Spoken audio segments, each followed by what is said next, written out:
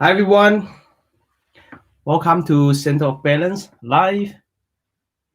I'm Szenan-Balance from Center of Balance, the acupuncturist. Setting up my live in here. So today's topic is about fibroids again. The topic is actually who is at risk for fibroids. So who is at risk for fibroids? Right. This is the topic we're going to talk about today. So I actually share in the Chinese platform, so I have to talk something in Chinese. 大家好，我是小翻译师。那今天呢，这个早上啊，在我这个时间是早上。那我们要讲的是英文的主题啊，关于这个子宫肌瘤 ，Who is at risk for fibroids? Hi Veronica, how are you? Thank you for supporting. Now, yeah, it's Sunday today. Hi Eric, how are you? It's great to see you. So yeah, when you came up here and you see me and on live, join the live, and please say hello. Hello. So hello. Then give a thumbs up. Whether you're in Facebook, Instagram, or YouTube, please give a thumbs up and share this live video on your Facebook, on Instagram, please. Thank you. Now, yes, I'm going to the temple later. Yes, that's right. Yeah, every Sunday. Good memory. Thank you. All right. Now, let's get into it. Who is at risk for fibroids? So, women are at greater risk for developing fibroids if they have one or more of the following risk factors. Right. Now we talk about I share to you about what causes fibroids. Right. The main thing is the hormone. Right. The hormone out of balance, and the female hormone, which is estrogen and progesterone. Right. Those two are the main one. Right. Those are the main one. And with pregnancy women, and those are the main hormones increase in pregnancy, right? So the first women who are at risk for developing fibroids is pregnancy. Yeah, pregnancy. Well, although I want to tell you that pregnancy is not a disease, you know, it's just a normal cycle for women when they get pregnant, right? But they're in high risk for fibroids, right? Because of the estrogen and progesterone increase in the body, so it will stimulate the uterine cell to grow and become fibroid. Then that's possible. Right? One of my patients years ago, and they came to me because of this. She didn't realize she had fibroids, to be honest. She didn't realize this before pregnant. Then since she got pregnant, and then she started get spotting. Then we did some moxibustion and acupuncture, right, for her. And then she had skin, and she found out that she had fibroids. And keep tracking it. Yeah, within a month, the fibroids grow pretty big. And the fibroid position, the growth, is actually in the way of the baby that's going to come out, you know, in the vagina area. So they grow. So they both grow together. So it becomes a risk for the baby. So really, the fibroid, not everyone get it. You know, when you get it, it doesn't really matter sometimes because there's no symptoms. It doesn't cause any problem for you. That in this kind of case, it doesn't matter if it doesn't make you sick, doesn't give you any symptoms, and that's fine.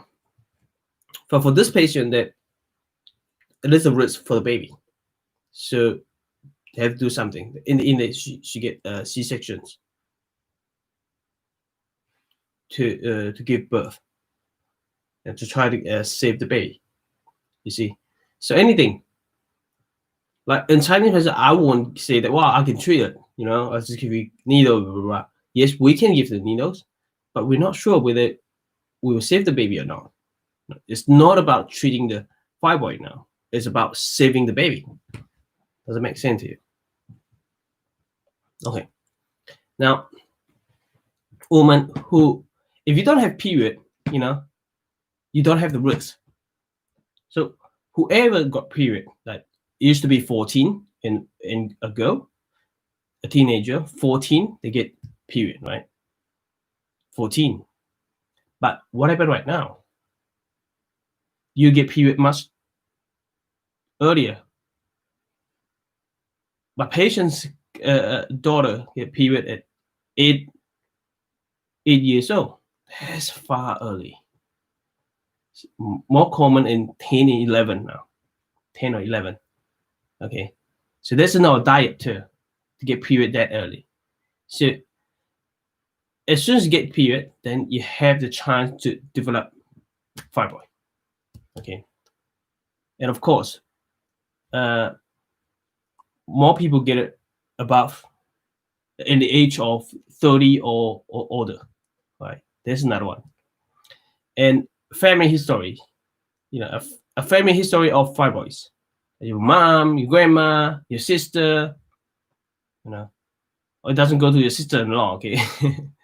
The mom, your sisters, your grandma, your cousin, when they have fibroid, then that's called a family history. So you're much easier to end up with fibroids.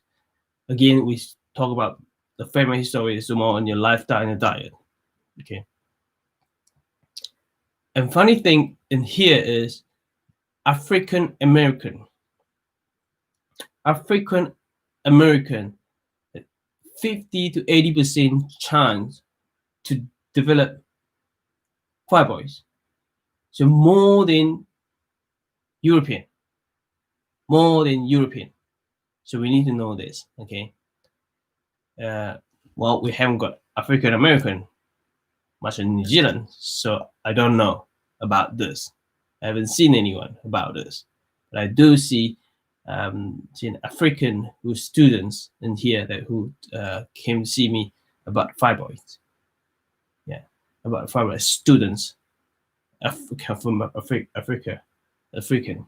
Okay, so African, and the others. So you have pregnancy, family history, age of 30 or older, African American. The other one is a high body weight. Which is obesity, right? A high body weight. Hi, happy day. How are you? I'm good this morning. Thank you. Okay. High body weight. Oh, I keep going to.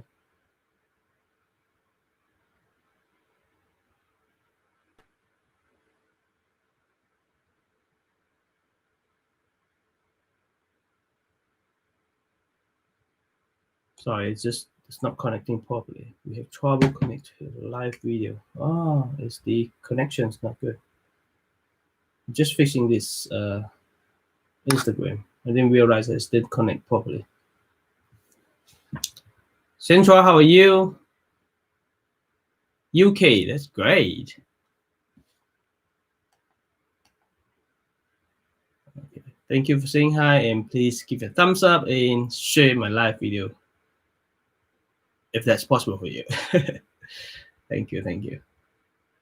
All right, I'm going to share here.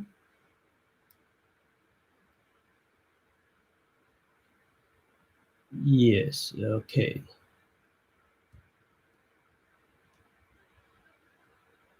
That's good. So why we just went through PCOS, right?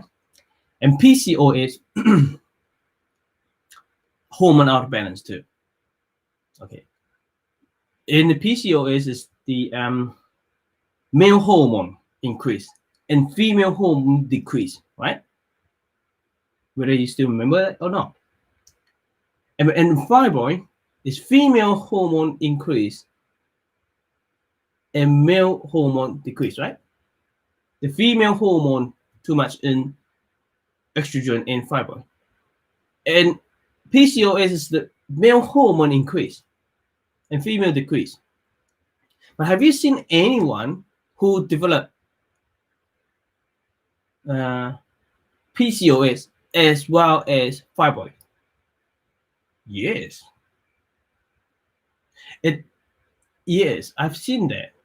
I've seen that fibroid as well as cysts in the ovaries. And that doesn't make sense now, right? Because one of the causing fibroid is the female hormone high increase, and for the PCOS is the male hormone increase. So why some people would develop both? That's a question for you. That's because both of them are most of the time, most of the case, in this case, is they're in a heavy weight. The heavy weight, it became a problem, a real problem, because when you develop heavy weight, it actually causing hormone imbalance, which means you have irregular period. It may cause irregular period, and the hormone irregular.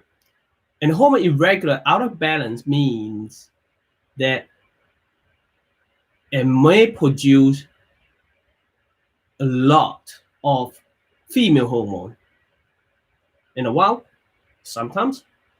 And other time it did the opposite. The male hormone produce a lot, right? So male and female hormone out of balance. So we need to understand here. That is why they end up with fibroids and cysts, ovarian cysts. So very different, isn't it? Two different things causing from hormone, and the hormones should be opposite cause of two different things, but actually end up one body. Yeah, that's because when they're fat and hormone out of balance, sometimes this one's higher, sometimes the other one's higher, end up with fibroid and cysts. Okay, now I had a patient yesterday, new patient, my last patient in the end of the day, and she came in for shoulder pain. Then she actually have cysts in the kidney, diagnosed from last year. Had a scan last year because might be UTI, but get a check, no UTI, and they had a scan and found out that wow, it's actually had a cyst in the left kidney. A cyst in the left kidney, 27 mm, something like that. All right. So what this patient, I'll share something about her with you. I can't say her name, but it's just some symptom. She did a great thing already.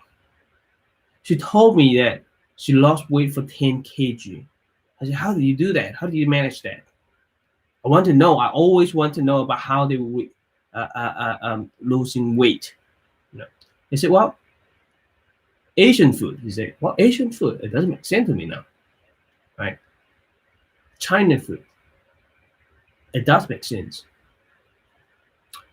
Exercise and China food, not European food. That's what she said. No junk food,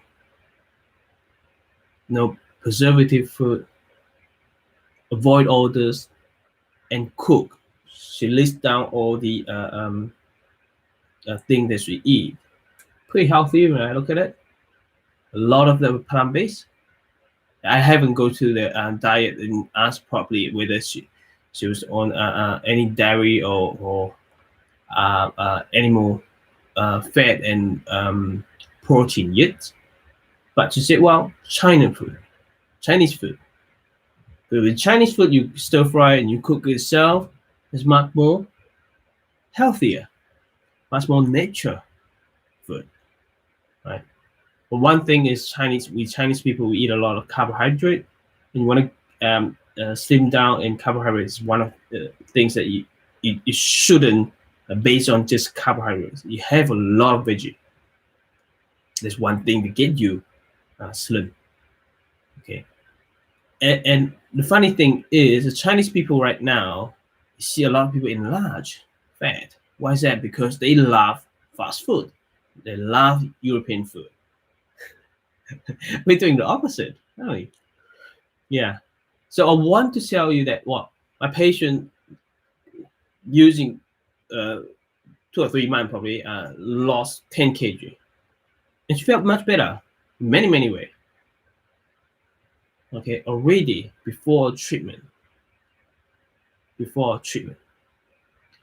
And of course she had a kidney cyst, and I was saying her, I haven't got enough evidence since she changed the diet, because there's no symptoms apart from just recently a bit of pain in the kidney area.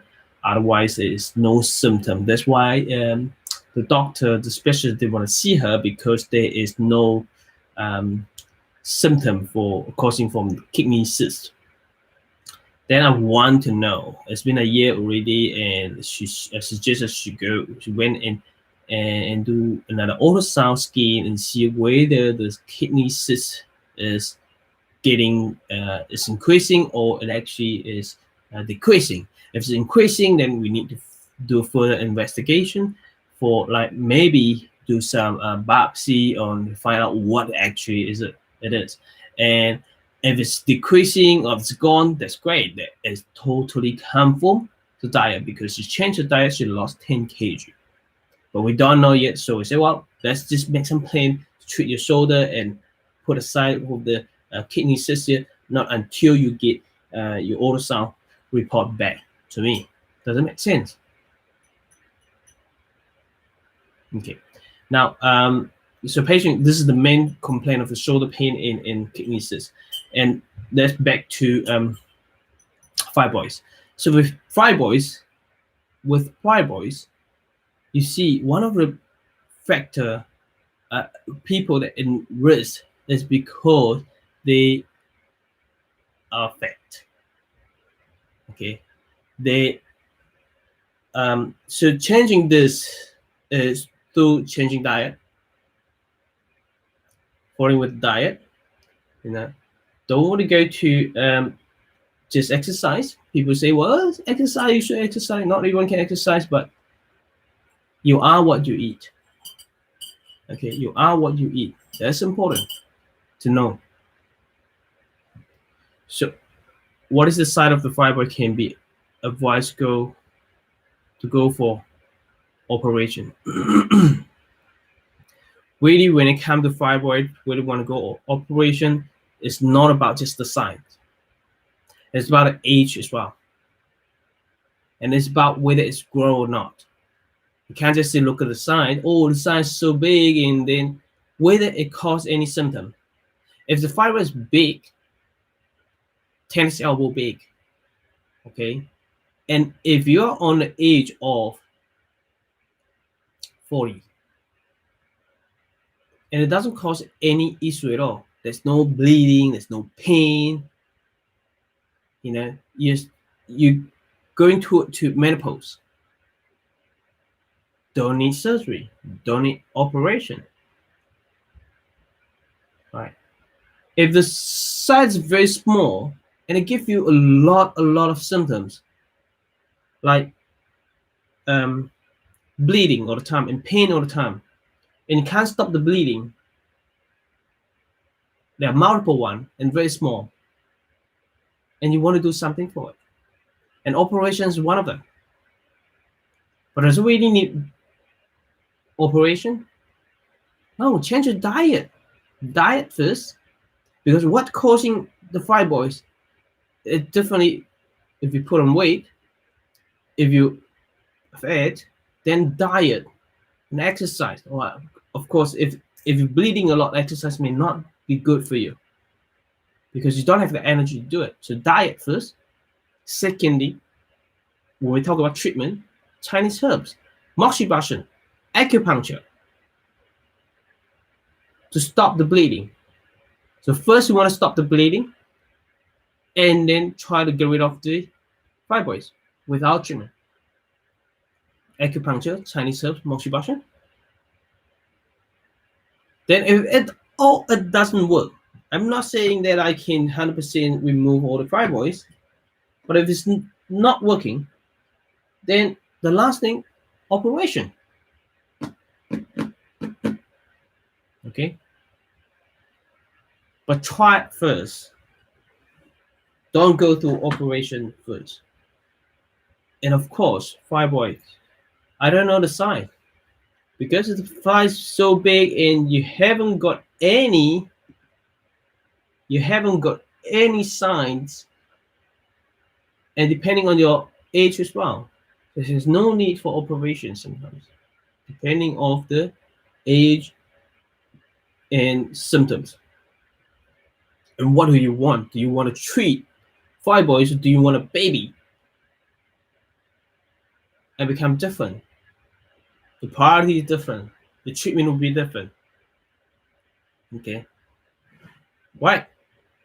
That's it for today. And thank you for joining in. And thank you very much. I'll see you tomorrow morning. And I hope this helped with this topic and talk about it. When it comes to treatment, it's not just the practitioners make the call. It's actually the patient, and you as a practitioner, you need to tell patient what the option will be and what they want. Okay, if the patient suffers from fibroid, they come to you, which means most of the time they want to avoid operation, right? Makes sense. If they don't want to avoid operation, they come to you, it doesn't make sense. They come to you because they want to avoid operation. Then there's a chance to talk to them. What is the process to treat them? And what's the lifestyle to change? Because for the operation, they won't tell them to change lifestyle. I haven't seen any kind or specialist telling the patient that they need to change the lifestyle, they need to manage the stress, they need to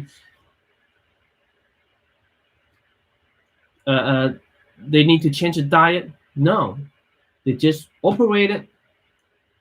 If hysterectomy, the next thing is hormone replacement, or they just remove the fibroid and that's it.